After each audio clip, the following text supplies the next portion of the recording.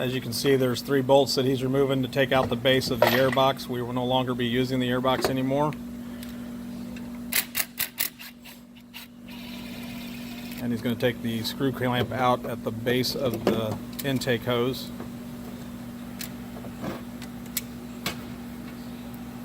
And the hose off of the recirculation valve.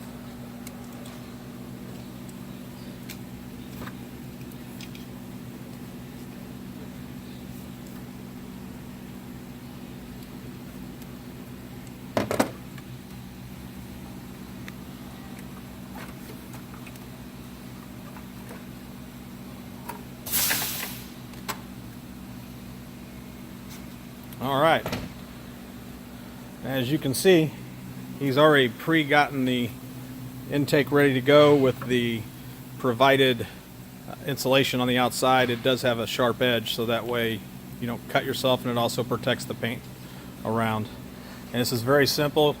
It's just a couple of bolts that you've just taken out where the housing was at. And he lines it on up, and he'll get that installed. Alright, so he has gotten that box in, and it actually is held in by 1 screw on this side. Very simple, easy. Now he's got the actual tube that is replacing the rubber tube.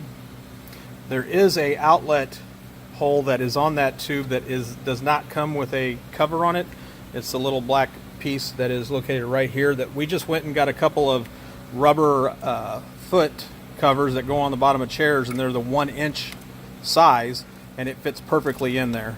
So if you just get a couple of those, put them on there, because you're not using the recirculation valve anymore because we're putting the blow-off valves on, that'll take care of that.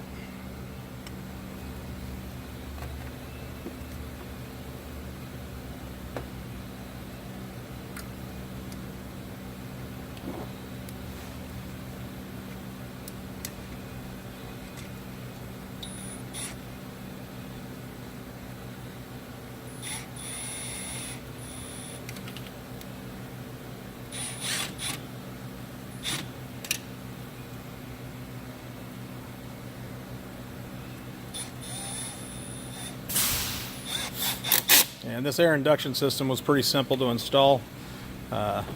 There's not much to it, just a few bolts, some screw clamps, just checking the tightness, and it's good to go. We're going to move over to the blow-off valve next. Alright, so we're removing the recirculation valve now. It's just 4 bolts and a couple of clamps on the hoses.